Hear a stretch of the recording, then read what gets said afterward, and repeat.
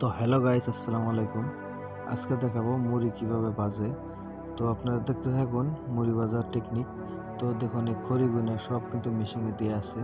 তো এই দেখুন মেশিনে দিয়েছে, তো খড়িগুলো দেওয়ার পরে এরকম প্রসেসে চলতেছে। দেখুন ড্রাম বোঝায় পানি, তো নুন টুন দিয়ে মিশাই থাকছে মুড়ির, মানে চালের বস্তাগুলো ভরে উঠেছে।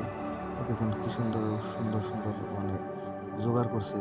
তো এই জোগাড়গুলো কিন্তু সব ম্যানুয়ালি, তথাপিও মানে অটোমেটিক আছে। কিছু কিছু বস্তু অটো হয়ে গেতেছে। তো বহুত মানে সুবিধা হইছে।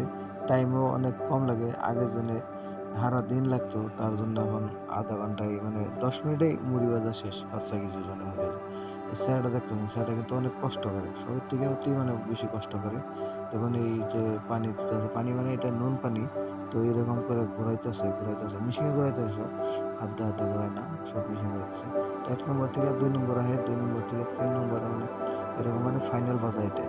তো ফাইনাল ভাজার পরে এখানে চাল দেওয়ার পরে মুড়ি হয়। দেখুন কিভাবে চাল গাড়া দিতেছে আর অটোমেটিক মুড়ি হয়ে গেতেছে। সুন্দর মুড়ি, ঝকঝকা মুড়ি। তো আমিও খাইয়ে টাইয়ে টেস্ট করে দেখছি, ভালো একটা টেস্ট হয় মুড়ি। তো বাসায় যেরকম মুড়ি বাঁচতো সেরকম আর হবে না জীবনেও। যদি ভিডিওটা আপনার কাছে ভালো লাগে তাহলে কমেন্ট করে মতামত দিবেন।